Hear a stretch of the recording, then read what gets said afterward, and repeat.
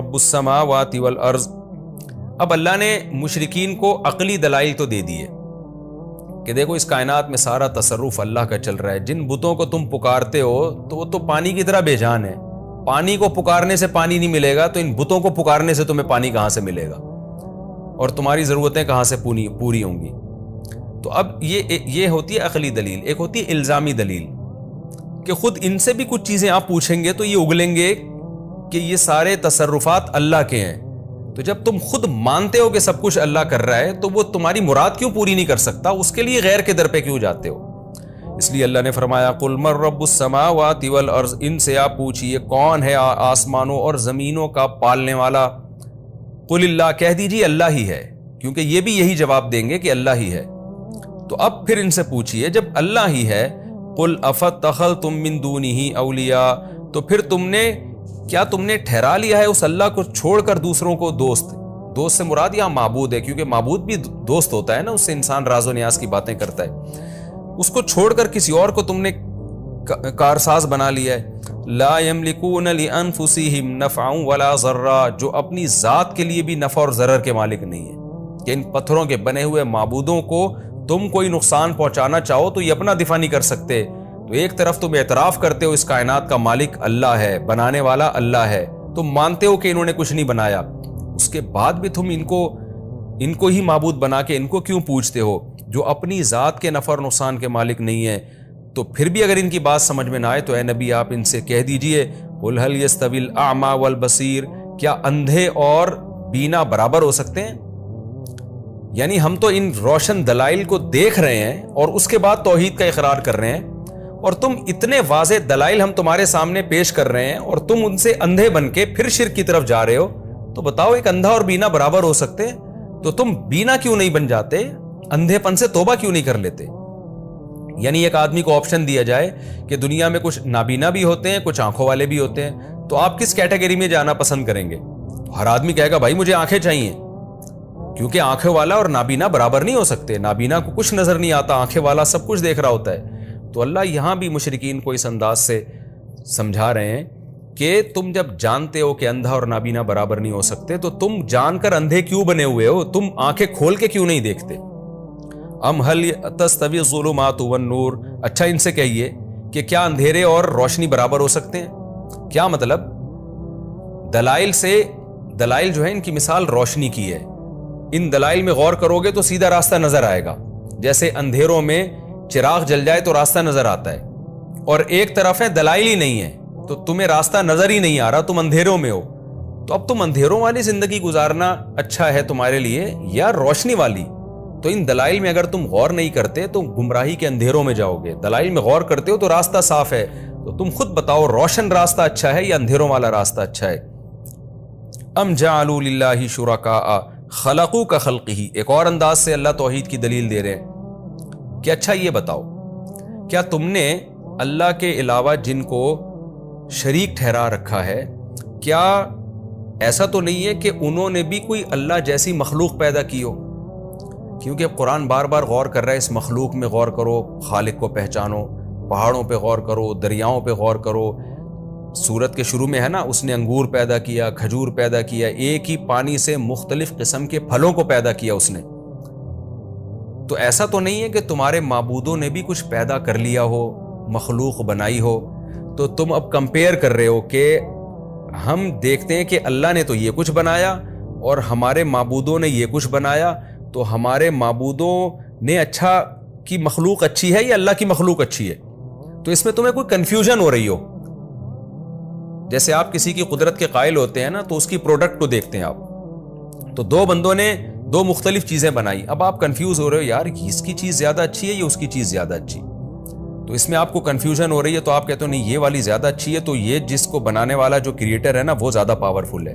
تو اللہ کہتے ہیں کیا اس طرح کی تمہیں کوئی کنفیوژن ہے کہ اللہ کے علاوہ جو معبود ہیں انہوں نے بھی کچھ بنا دیا ہو، مخلوق بنائی ہو، تو تم اب ان کی مخلوق اور اللہ کی مخلوق کو کمپیئر کر کے تمہیں کنفیوژن ہو رہی ہے کہ یار اللہ کی جو مخلوق ہے وہ زیادہ پاورفل نہیں ہے، اس میں زیادہ کمالات نہیں ہے. اللہ نے تو کھجور، انگور اور یہ سب چیزیں بنائی، لیکن ہمارے معبودوں نے جو چیزیں بنائی ہیں وہ اس سے بھی زیادہ چھمبے کی ہیں. تو اس میں تمہیں کنفیوژن ہو رہی ہے، اس لیے تمہیں سمجھ بھی نہیں آ رہا کہ اللہ سے مانگے یا معبودوں سے مانگے. ظاہر ہے ایسا نہیں ہے. کوئی مخلوق ہے ہی نہیں ان کی، ان کا بنایا ہوا کچھ ہے ہی نہیں. بنایا ہوا ہوتا تو یہ بحث ہوتی کہ یہ اچھا ہے کہ وہ اچھا ہے. تو جب بنایا ہی نہیں ہے تو ان کو پکارتے کیسے ہو تم؟ تو اللہ فرماتے ام جعلوا للہ شرکاء، کیا انہوں نے اللہ کے علاوہ ایسے شریک، اللہ کے ساتھ ایسے شریک بنا لیے ہیں، خلقوا کخلقہ، جنہوں نے اللہ کی خلق جیسی مخلوق بنائی، یعنی انہوں نے پیدا کیا کخلقہ، جیسے اللہ نے پیدا کیا اس طرح کیا انہوں نے بھی کچھ پیدا کر دیا ہے. فتشابہ الخلق، خلق بمانا مخلوق کے ہے، فتشابہ الخلق علیہم، بس ان لوگوں پر وہ مخلوق متشابہ ہو گئی ہے. متشابہ کا مطلب یہ خلط ملط ہو گئی ہے کہ اللہ کا بنایا ہوا اچھا ہے یا ان معبودوں کا بنایا ہوا اچھا، بھی یہ کنفیوز ہو گئے ہیں. اس کو کہتے ہیں استفہام انکاری، یعنی استفہام کا مطلب اللہ نے سوال پوچھا ہے، ظاہر ہے سوال کا جواب ہے کہ ایسا نہیں ہے. بعض دفعہ ہم کسی سے سوال پوچھتے ہیں نا تو سوال کا مقصد سوال نہیں ہوتا بلکہ اس پہ رد ہوتا ہے. جیسے ہم لوگوں سے کہہ رہے ہوتے ہیں نا، ایک آدمی آیا آپ سے بھیک مانگ رہا ہے اور کہہ رہا ہے کہ آپ اسے بھیک دیں، زکوٰۃ دیں، حالانکہ آپ کو پتا ہے کہ وہ کروڑ پتی ہے. اب کوئی بندہ آ کے آپ کو کہتا ہے یار یہ اتنی بھیک مانگ رہا ہے، دے دینا اس کو، تو آپ اسے کیا کہتے ہیں؟ کیا سیٹھ کو میں زکوٰۃ دے دوں؟ آپ اس کو یوں کہتے ہیں نا، کیا میں مالدار آدمی کو زکوٰۃ دے دوں؟ تو یہ کیا کا لفظ یہ سوال نہیں ہوتا، یہ استفہام انکاری کہلاتا ہے. کیا مطلب؟ ایسا نہیں ہو سکتا. تو اللہ بھی یہاں سوال کر رہے ہیں کہ کیا اللہ کے علاوہ جو معبود ہیں انہوں نے بھی کوئی مخلوق بنا لی ہے؟ ظاہر ہے کسی نے نہیں بنائی. قل اللہ خالق کل شیء، اللہ فرماتے ہیں اللہ ہی تو ہے جو ہر چیز کا خالق ہے. وہو الواحد، اور وہ اکیلا ہے، اس کے ساتھ کوئی ایسا معبود نہیں ہے جس نے اس کائنات بنانے میں اللہ کے ساتھ شرکت کی ہو. تو وہ اکیلا ہے، القہار، اور ہر چیز پر غالب ہے. جب وہ اکیلا بھی ہے، سب سے زیادہ طاقتور بھی ہے، تو لہو دعوت الحق، حق کی پکار بھی اللہ ہی کے لیے ہے. اسی کو پکارنا برحق ہے، اس کے علاوہ کسی کی کو پکارنا بھی وہ بیکار اور لغو ہے. آگے اللہ نے ایک بڑی خوبصورت مثال دی ہے، کیونکہ جب نبی صلی اللہ علیہ وسلم اتنے واضح دلائل دے رہے تھے شرک کے غلط ہونے پر، ان معبودوں کے غلط ہونے پر، دیکھیں ہمیں تعجب ہوتا ہے نا کہ اتنی واضح باتیں سن کر مشرکین ایمان کیوں نہیں لے کر آ رہے. وجہ کیا تھی؟ باپ دادا ان کے پتھروں کو پوجتے چلے آ رہے ہیں اتنے عرصے سے، تو اب ان کی بتوں کی محبت دلوں میں بیٹھ چکی ہے. تو اب کیا ہے کہ نبی صلی اللہ علیہ وسلم اور اہل اسلام کو ایک تسلی دی جا رہی ہے کہ آپ صبر کریں، غالب اسلام ہی آئے گا. وہ کیا خوبصورت مثال دی ہے. اللہ نے فرمایا انزل من السماء ماء، دیکھو اللہ ایک مثال بیان کرتا ہے، جیسے کہ آگے آ رہا ہے کذالک یضرب اللہ الحق والباطل، اللہ اس طرح سے حق اور باطل کو بیان کرتا ہے. کس طرح سے؟ کہ انزل من السماء ماء، اللہ آسمان سے پانی برساتا ہے، فسالت اودیۃ، وادیاں بہنے لگتی ہیں، فاحتمل السیل زبد الرابیہ، جب وادیاں بہتی ہیں تو جھاگ جو خشو خاشاک ہوتے ہیں نا، کچرا، وہ اچانک اٹھ کے اوپر آ جاتا ہے. یعنی جب بارش آتی ہے اور پانی بہنا شروع ہوتا ہے تو سارا گند جو ہے نا کچرے کا وہ اوپر آ جاتا ہے. یہ ایک مثال ہوئی. ایک اور اللہ مثال دیتے ہیں وَمِمَّا يُوقِدُونَ عَلَيْهِ فِي النَّارِ، ان چیزوں میں سے جن پر یہ آگ لگاتے ہیں آگ کے اندر. یوقدون علیہ کا معنی جن پر یہ جلانے کا عمل کرتے ہیں، فی النار، آگ میں. آگ میں جن چیزوں کو یہ جلاتے ہیں، کون سی چیزیں؟ ابتغاء حلیۃ، زیور بنانے کے لیے، یعنی زیور کی تلاش میں، او متاع، یا دیگر سامان کی تلاش میں. وہ کون سی چیز ہوتی ہیں؟ وہ دھاتیں ہوتی ہیں، سونا، چاندی، پیتل وغیرہ. تو ان چیزوں میں بھی زبدن، جھاگ آتا ہے، مثلہ، اسی جیسا. یعنی جھاگ سے مراد ہے کچرا. یعنی جب کوئی بھی چیز یہ لوگ بھٹی میں ڈالتے ہیں زیور بنانے کے لیے، یا تلواریں یا دھاتیں یا برتن وغیرہ بنانے کے لیے، تو ان چیزوں میں بھی زبدن، اوپر کچرا آنا شروع ہو جاتا ہے. آگے اللہ فرماتے ہیں دیکھو اس طرح سے اللہ حق اور باطل کو بیان کرتا ہے. پھر آگے اس کا بیان ہے فَأَمَّا الزَّبَدُ، جو کچرا ہے نا، فَيَذْهَبُ جُفَاءً، وہ ختم ہو جاتا ہے خشک ہو کے، یعنی غائب ہو کے. یہاں خشک سے مراد ہے غائب ہونا، وہ غائب ہو کے چلا جاتا ہے. وَأَمَّا مَا يَنْفَعُ النَّاسَ، اور جو چیز لوگوں کو فائدہ پہنچاتی ہے، جو پانی ہے، یا اس میں جو اصل جو چیز آپ ڈھالنا چاہ رہے ہیں سونے اور چاندی میں، جو اصل دھات ہے، فَيَمْكُثُ فِي الْأَرْضِ، وہ نیچے زمین میں بیٹھ جاتی ہے. کیا مطلب؟ نبی صلی اللہ علیہ وسلم کو تسلی دی جا رہی ہے کہ دیکھو یہ بھی دنیا میں ایک مثال ہے نا، کہ جب آپ حق کی دعوت دے رہے ہیں نا، تو یہ حق کی دعوت کی مثال ایسے ہے جیسے بارش کا پانی. جب تک زمین میں خشکی ہوتی ہے، خشو خاشاک اور کچرا وچرا سب نیچے پڑے رہتے ہیں، گند نیچے رہتا ہے، ظاہر نہیں ہوتا وہ. لیکن جب ایک سیلاب آتا ہے تو سارا گند اٹھ کے اوپر آ جاتا ہے. اس سے دیکھنے والا پہلی نظر میں یہ سمجھتا ہے کہ یہ بارش یا یہ سیلابی ریلا گند بڑھانے کا ذریعہ بن گیا ہے, باطل کو پھیلانے کا ذریعہ بن گیا ہے. حقیقت میں اس نے باطل کو پھیلایا نہیں ہوتا, باطل کو مختلف جگہوں سے اکٹھا کر کے اوپر لا کے دکھایا ہوتا ہے, اور پھر وہ اگر وہ سیلاب چلتا رہے تو وہ سارا باطل بالآخر ختم ہو جاتا ہے اور صاف پانی آنا شروع ہو جاتا ہے. اسی طرح اللہ کہتے ہیں تم جو سونے چاندی اور پیتل کو پگھلاتے ہو نا, اس کے اندر کتنا کچرا ہوتا ہے لیکن وہ نظر نہیں آتا. جب آگ کی بھٹی میں وہ جلتے ہیں تو آہستہ آہستہ وہ سارا کچرا اوپر آ جاتا ہے, جس سے تمہیں ایسا لگتا ہے کہ کچرا ہی کچرا ہے ہر وقت, حالانکہ وہ کچرا ہوتا, وہ بڑھتا نہیں ہے, وہ سارا اکٹھا ہو جاتا ہے. اور پھر آخر کیا ہوتا ہے کہ وہ جب ایک جگہ اکٹھا ہو جاتا ہے تم اس کو آرام سے پھینک دیتے ہو اور سارا خالص سونا اور چاندی نیچے بیٹھ جاتا ہے.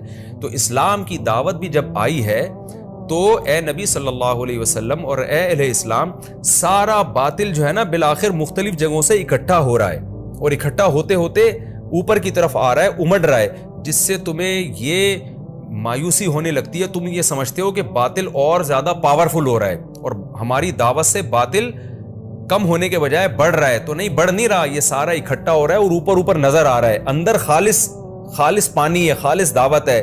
اس دعوت کو کنٹینیو رکھو اور سونے اور چاندی کو جلانے کے عمل کو کنٹینیو رکھو, تو یہ سارا کچرا ایک جگہ اکٹھا ہوگا اور بالآخر وہ سیلابی ریلا اس سارے کچرے کو بہا کے لے جائے گا, اور جو پانی انسانوں کے فائدے کا ہے, شفاف پانی, وہ آخر میں رہ جائے گا.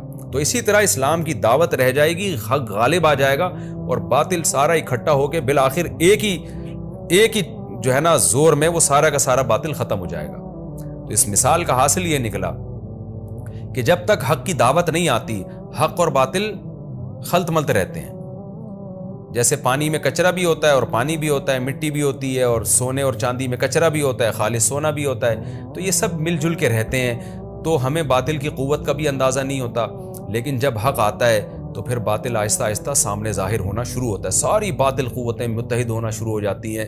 تو اس سے گھبرانا نہیں چاہیے. اس کی مثال تو ایسے ہے, جب تک بارش کا سیلاب نہیں تھا تو کچرا تو موجود تھا, وہ تو پہلے سے تھا. تو بارش کا پانی ایک دفعہ تو اس کو اوپر لاتا ہے, پھر اس کو ختم کر دیتا ہے. تو یہاں بھی حق کی دعوت اگر کنٹینیو رہے گی تو باطل کی اس طاقت سے تمہیں متاثر ہونے کی ضرورت نہیں ہے. یہ باطل بالآخر ایک دفعہ جمع ہوگا, نظر آئے گا, اور بالآخر پھر یہ ایسا غائب ہوگا کہ اس کا نام و نشان ختم ہو جائے گا. تو اس لیے تمہیں دین کی دعوت میں پریشان نہیں ہونا, اور اس باطل کے امڑنے کو دیکھ کر تم نے خوف زدہ نہیں ہونا ہے. یہ تو اسی سیلابی ریلے کی طرح ہے.